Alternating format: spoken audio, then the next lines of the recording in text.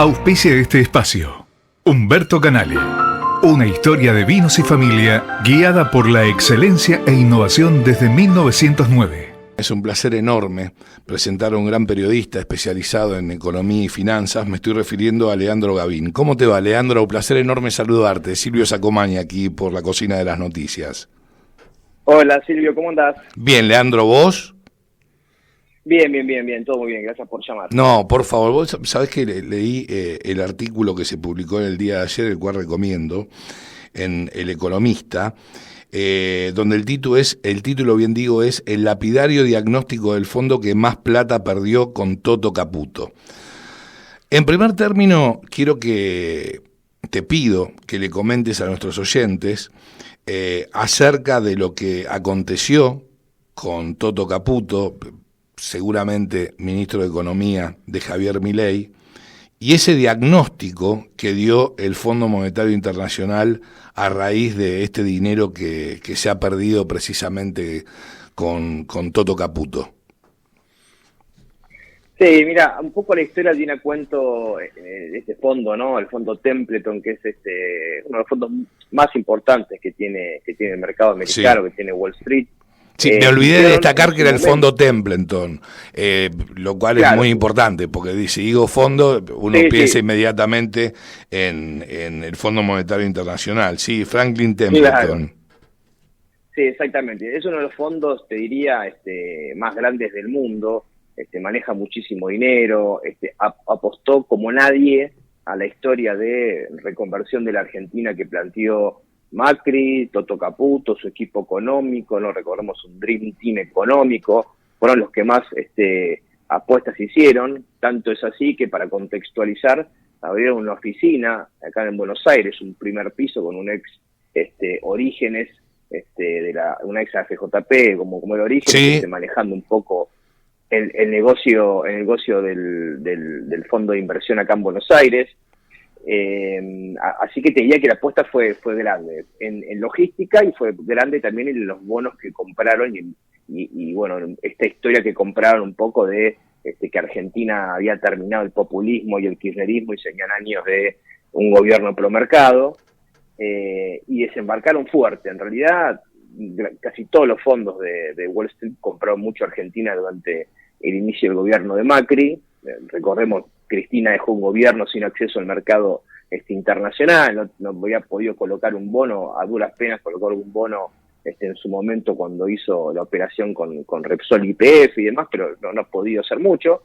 Y bueno, el mercado estaba sediento de bonos argentinos. Templeton fue el caso más paradigmático de los fondos que se tiraron de cabeza con el gobierno de Macri. Y ahí Caputo es una persona, y lo sigue siendo ahora, que es el actual ministro de Economía de Javier Milei, unas personas, vamos a poner, involucradas en este lío, porque Caputo, que es muy hábil, es un ex gerente de Deutsche Bank en Nueva York, un tipo que conoce a medio mundo, lo conoce a todo el mundo. Bueno, él iba golpeando las puertas de los distintos bancos de inversión, los fondos, y le explicaba un poco la estrategia de Argentina y los seducía para que compraran deuda del país. Funcionó, y en el caso de Templeton, para ponerlo en números, Templeton tenía al momento del gran quiebre del fondo, no quebró, digamos, pero al momento de la Argentina tuvo que reestructurar su deuda, fue al fondo y demás, donde los bonos cayeron muchísimo, tenía $5.000 millones solamente invertidos en bonos argentinos. Uh-huh. Uh-huh. Está claro. Y hoy por hoy, Templeton, ¿qué mirada tiene con respecto al país que precisamente ha elegido a Milei como presidente? Mira, te diría, Silvio, que tiene una mirada bastante similar a lo que tiene el resto del mercado americano, de los fondos y los bancos con Argentina. Milei es un personaje pro mercado, eso es algo positivo. Después, cuando ves un poco su plan económico, por lo menos lo que sugiere, porque todavía no conocemos del todo bien qué es lo que puede llegar a ser, surgen dudas de ejecución, ¿no? Gobernabilidad / ejecución. Ahí Templeton, en el informe que yo escribí para El Economista, digamos, en ese informe que conseguí, no, lo decía, ¿no? Hay un riesgo de acá de gobernabilidad y de ejecución del plan de Milei. Incluso hay un riesgo de que tanto se puede deteriorar el caudal político que consiguió Milei con este casi 56% de los votos, porque, y ahí es quizás la textual más interesante o más jugosa, que tenía que ver que van a tener que tragar dolor los argentinos, los votantes de Milei en el primer tramo, porque el nivel de ajuste y situación económica que tiene la Argentina va a ser bastante complicado y eso puede llegar a hacerle perder, al menos en parte, ese caudal político que todo gobernante tiene cuando inicia una gestión. Y también destacan, claro, que la única certeza es que la dirección política ha cambiado en Argentina. Sí, totalmente. Ellos ahí, en Wall Street en realidad, obviamente lo ven como algo positivo, pero al final del día lo que Argentina tiene que hacer, lo tiene que hacer Javier Milei o lo tendría que haber hecho Sergio Massa, ¿no? Sí, me parece que supuesto. un poco había un consenso muy generalizado de las reformas, de los ajustes, de los precios relativos que tiene la Argentina, que sea quien fuere lo tenía que hacer. Sí. Seguramente Javier Milei, y un poco lo que estamos empezando a descubrir, dicho por él, va a ser un ajuste más bien en shock, más como quizás hubiera hecho Mauricio Macri en su momento, que después procrastinó y no lo hizo. Sí, totalmente. Y Sergio Massa hubiera hecho algo mucho más gradual, mucho más con esta historia de la Unión Nacional y coordinar con todo el mundo. Me parece que Milei va por otro camino. Eso es algo que te diría que a los fondos de inversión les gusta esto de que el gobierno vaya más a fondo, también porque, recordemos, hoy no hay demasiado stock para comerse, ¿no? Argentina hoy no tiene reservas negativas en 11.000 millones de dólares. Sí, totalmente. Tiene precios pisados por todos lados, claro, hoy no hay mucho margen para el gradualismo. Entonces, bueno, en ese caso creo que Milei seguramente lo va a hacer y en el mercado creen que eso va a ser positivo. Este fondo Templeton así incluso lo plantea, marcando igualmente que se vienen tiempos muy difíciles para la Argentina. Leandro, buenas tardes. Miguel Risa te saluda. ¿Cómo estás? Hola, ¿cómo estás? Muy bien, Leandro. Mira, dos cositas tengo para preguntarte en torno a esto de la nota, ¿no? Lo del fondo referido a Caputo. Por un lado, en primera instancia, cuando se dio el resultado del balotaje, al día siguiente las acciones argentinas subieron con un número importante, casi un 40% en Wall Street. Y por otro lado, después de esta subida, ¿no? ¿Cómo va a repercutir esto en torno a este artículo, ¿no? Como del fondo en referencia a Caputo, si le va a hacer tener a Milei un ministro de Economía como Toto Caputo? Mira, te diría que un poco la mirada, digamos, del mercado en general con Argentina es ver para creer, ¿no? Un poquito yo también después hablé con varios actores allá en New York, justamente ayer estaba la comitiva de Milei intentando hablar con gente en los Estados Unidos. Caputo tuvo algún contacto con algún banquero, pero muy puntual.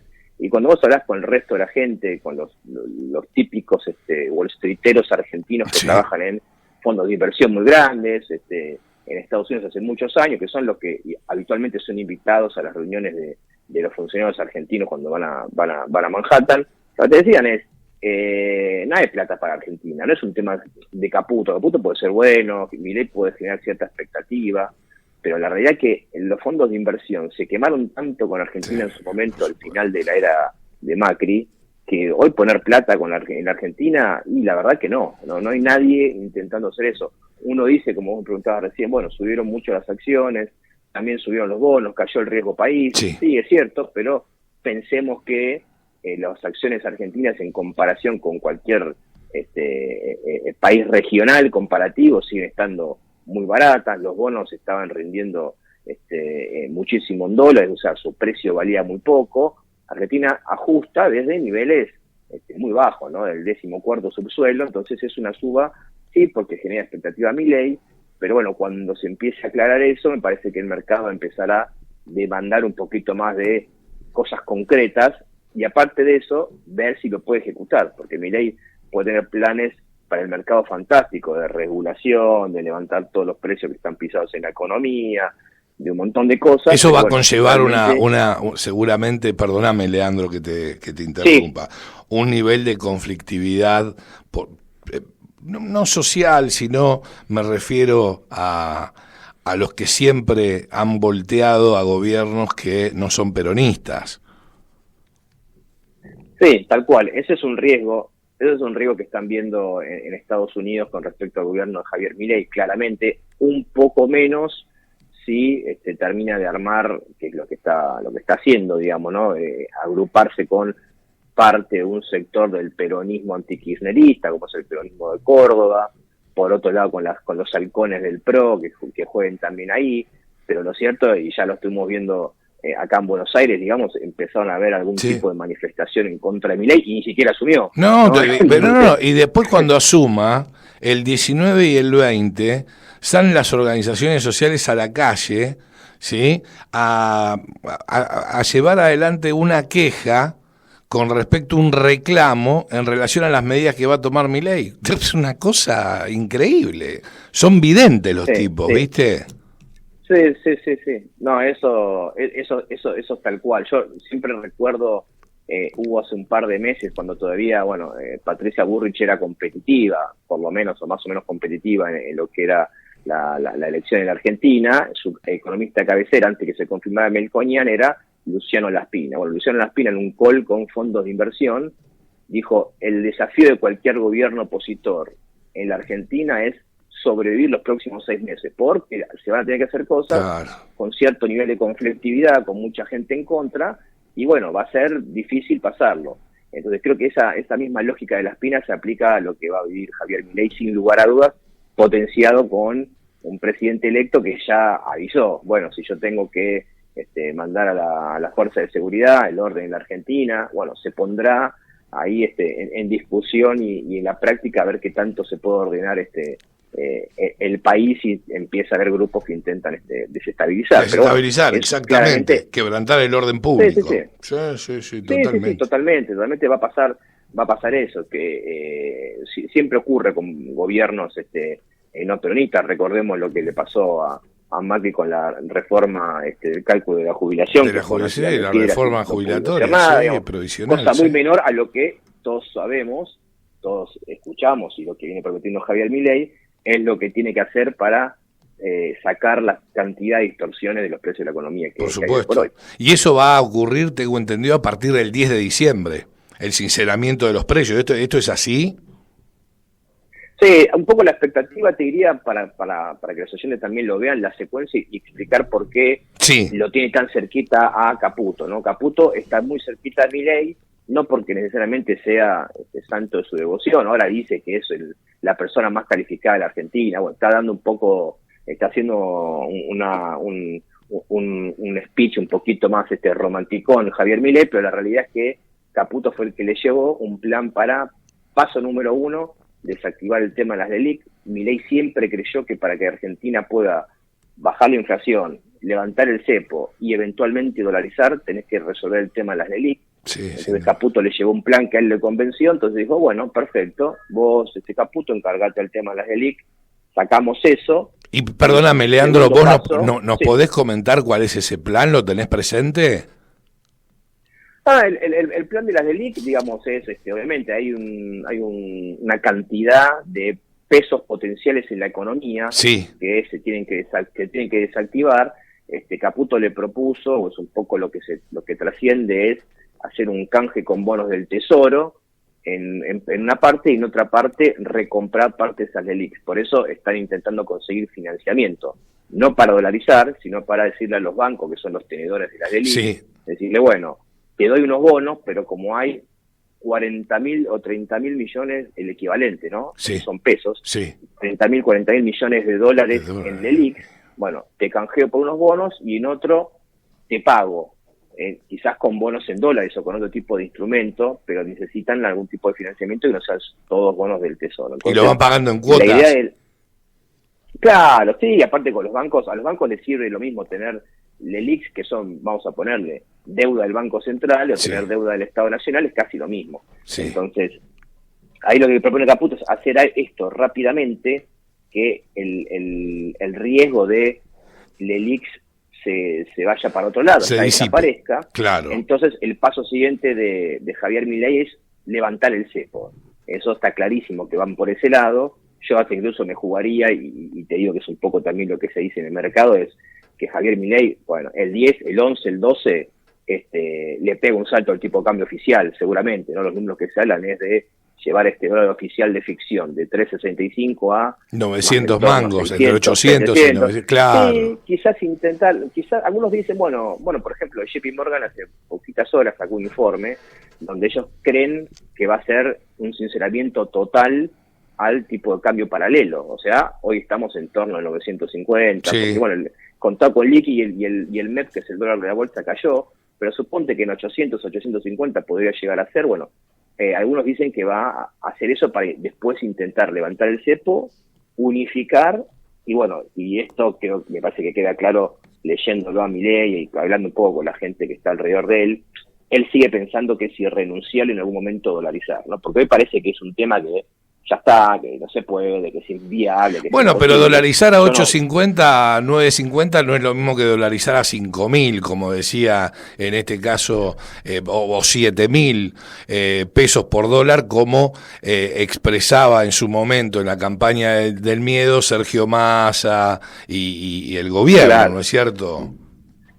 No, exactamente, el dólar, recordemos, el dólar que estaba yendo cuando antes de la elección estaba más en torno a 1.100, cuando se empezó a ver competitivo, vino retrocediendo el dólar paralelo, primero porque, bueno, se piensa que la dolarización no va a ser algo que se va a hacer ni inmediato, ni en un año, ni quizás en 2 años. No, totalmente. Pero creo que Milei lo tiene en la cabeza. De hecho, una de las principales razones por las cuales no pudo progresar el reclutamiento de Damian Reidel, que era un ex banco central, sí, que tenía buena sintonía con Milei, tiene que ver con que Reidel le dijo, si ustedes en un año, en 2 años quieren dolarizar, conmigo no va, y entonces dijeron, gracias por todo, un saludo y siga.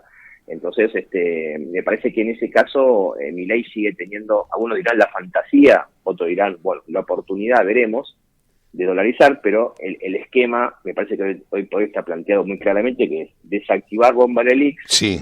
Primer levantar paso. el cepo, sí, segundo unificar, paso. Levantar el cepo, y bueno, y después de eso, agarrarse, porque claramente cuando vos subís el tipo de cambio oficial, que era de ficción, pero para algunos precios se mantenía de 350 a 800, 850, o el precio que terminen decidiendo al devaluar después de la asunción, bueno, vas a tener otro fogonazo más inflacionario al que ya estamos teniendo, que de hecho el mercado se adelanta a eso. Sí. Por eso cuando uno habla con los supermercados y demás, sabés que están viniendo aumentos de precios con 30, 40% de aumento en algunos productos.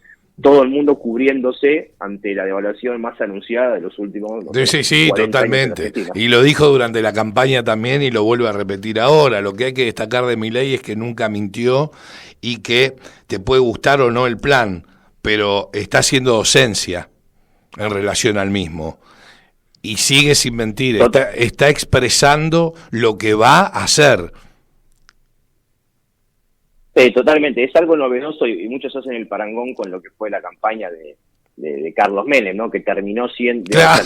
Él prometió algo y terminó siendo otra cosa, bueno. Y si yo les decía lo que iba a hacer, no me votaban, dijo Carlos Saúl en su momento. Claro, bueno, y Milei ganó diciendo, soy el primer presidente electo que la gente lo vota hablando que va a ser un ajuste fiscal.